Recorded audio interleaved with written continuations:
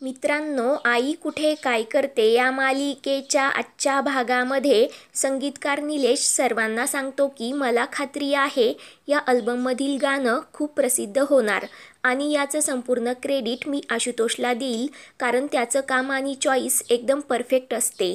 कारण कुठल्या सिंगरला कुठलं गाणं सूट होणार, कुठल्या कंपोजरची स्टाईल कुठल्या गाण्याला सूट होणार हे त्याला बरोबर कळतं.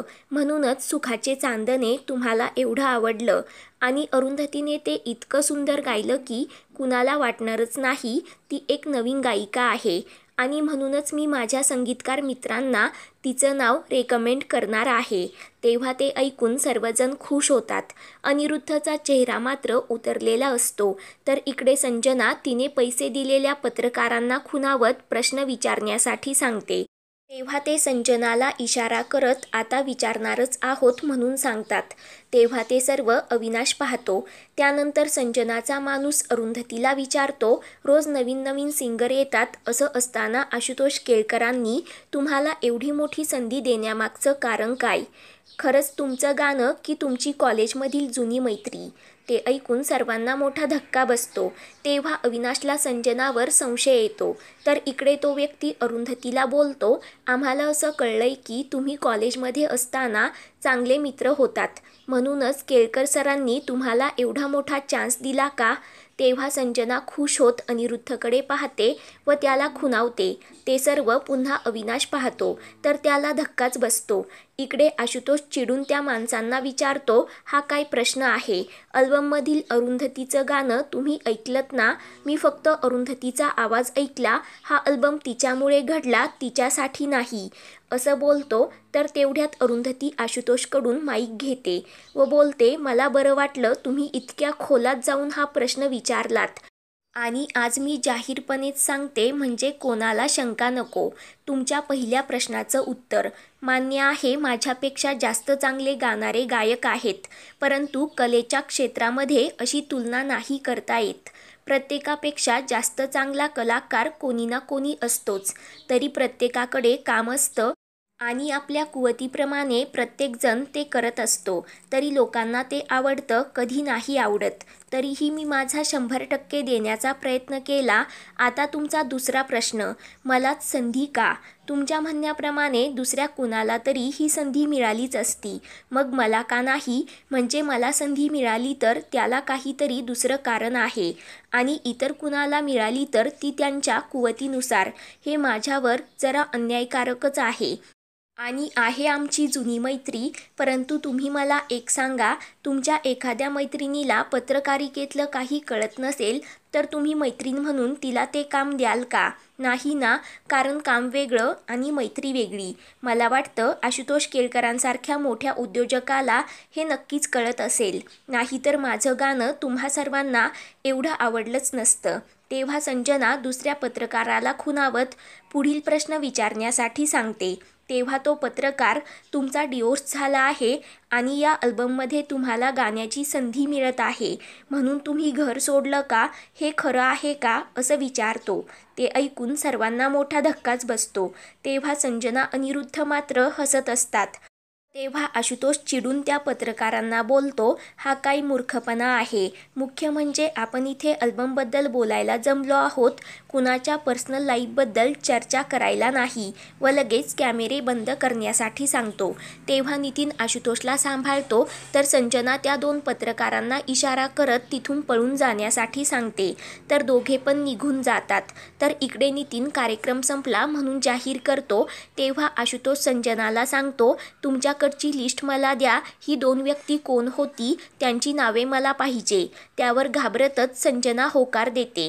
तर अविनाश संशयित नजरेने संजनाकडे पाहत असतो.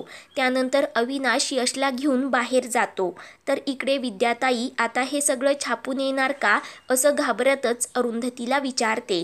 तेव्हा अरुंधती आईला सावरत, असं काही होणार नाही आणि छापलं तर छापू देत, आपण दुर्लक्ष करायचं, असं सांगते. तेव्हा ते ऐकून सुलेखा अरुंधतीवर खुश होते. त्यावर आशुतोष सांगतो, या क्षेत्रात अशी काही माणसं असतात त्यांना फक्त गॉसिपच हवं असतं. तर अनिरुद्धमध्येच त्यांना ते मिळालं. आता हे सर्व मीठ मसाला लावून दाखवलं जाणार, चर्चा होणार, कामाचं राहील बाजूला आणि याची जास्त चर्चा होणार असा टोमणा मारतो. ते ऐकून सर्वजण आश्चर्याने अनिरुद्धकडे पाहतात. तेव्हा आशुतोष बोलतो, चर्चा होणारच तर होऊ दे, आम्हाला काही फरक पडत नाही, आम्ही ते फेस करू. त्यावर अनिरुद्ध मोठ्याने हसत, तुम्ही आता अनेकवचनी बोलायला लागलात, प्रगती आहे असं सांगतो व आप्पांना झाला का सोहळा बघून हेच होणार होतं. मी तुम्हाला म्हणालो होतो ना, ही तर फक्त सुरुवात आहे, अजून पुढे खूप काही होणार, आता घरी चला असे बोलतो. त्यावर आप्पा तू जा, मी नंतर येईल असं रागाने सांगतात. तेव्हा अनिरुद्ध द्या लोकांच्या प्रश्नांची उत्तरं असं बोलून निघून जातो. तर इकडे विशाखा अरुंधतीला तू टेन्शन घेऊ नकोस म्हणून समजावते. तर अरुंधती सांगते, आज माझ्या आयुष्यातील खूप आनंदाचा दिवस होता आणि तो असा गेला. तर सर्वजण नाराज होतात. तेव्हा आशुतोष आता हे असंच होणार, याची सवय करून घे असं अरुंधतीला सांगतो. तर दुसरीकडे संजना त्या 2 पत्रकारांना गुड जॉब जे एक्सपेक्टेड होतं तेच झालं, आता याला मीठ मसाला लावून आणखी वाढवा असं सांगते व लगेच त्या दोघांना पैसे देते. तेवढ्यात यश व अविनाश तिथे येतात. तेव्हा अविनाश संजनाला कसले पैसे देत आहात असा प्रश्न करतो. तर संजनाला घामच फुटतो. तेव्हा ते 2 व्यक्ती तिथून पळून जाऊ लागतात. तेव्हा यश एकाला पकडतो. तर अविनाश त्याला चोप देत, या मॅडमने तुम्हाला कसले पैसे दिले असं विचारतो. तेव्हा संजना नाटक करत, कसले पैसे, मी तर त्यांच्याकडून फुटेज काढून घेत होते असं सांगते.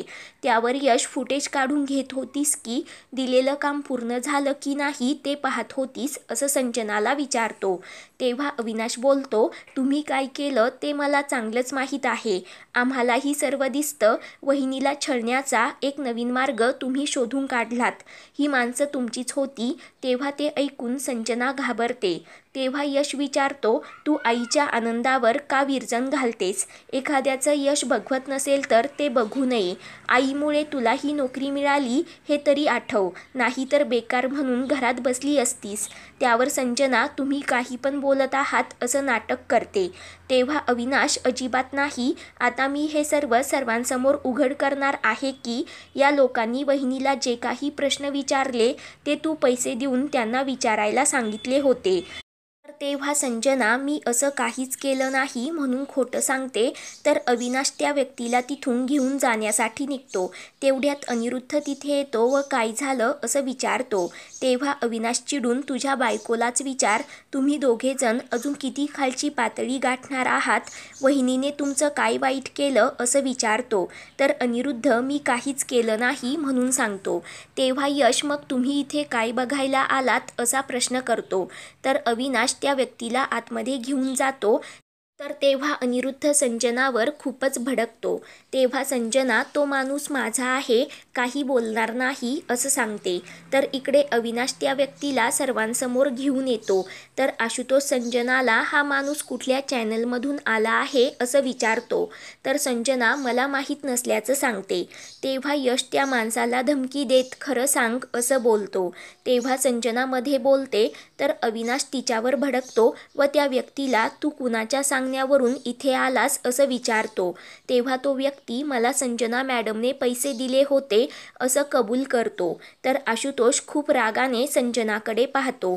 तेव्हा संजना हा माणूस खोटं बोलत असल्याचं सर्वांना सांगते. तेव्हा तो माणूस संजनाला, मला खोटं पाडू नका, कारण तुमच्या कॉल रेकॉर्डिंग माझ्याकडे आहेत, मी सर्वांना ऐकून दाखवू शकतो असं सांगतो.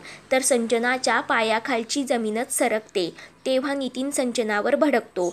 तेव्हा आशुतोष अरुंधतीचं टॅलेंट याच्यासमोर खूप मोठं आहे असं बोलतो व संजनाला काय शिक्षा करायची ते तूच ठरव, हा तुझा निर्णय आहे असं अरुंधतीला सांगतो.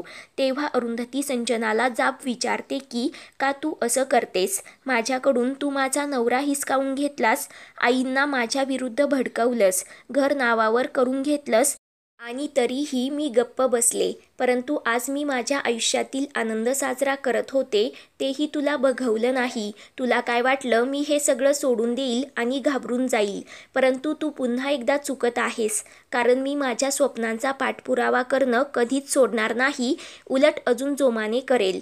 परंतु आज तुझ्यामुळे आशुतोषच्या अल्बमला गालबोट लागला.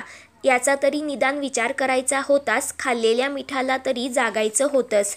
जिथे नोकरी करते तिथेच बेईमानी करतेस. त्यावर आशुतोष अरुंधतीला, मला या गोष्टींनी काही फरक पडत नाही. माझा अल्बम सक्सेसफुल कसा करायचा मला चांगलंच माहीत आहे, असं बोलतो. त्यावर अरुंधती सांगते, मला फरक पडतो. मला ही माणसं नको आहेत. मला यांचा कंटाळा आला म्हणून मी घर सोडलं होतं. तुम्ही हा निर्णय माझ्यावर सोपवलात ना, तर संजना आजपासून तुमच्या कंपनीत काम करणार नाही. तिला आत्ताच्या आत्ता कामावरून काढून टाका, असं अरुंधती सांगते. तर तेव्हा ते ऐकून संजनाला मोठा धक्काच बसतो. अनिरुद्ध मात्र हसत असतो. मित्रांनो, आजचा भाग तुम्हाला कसा वाटला कमेंट करून नक्की कळवा.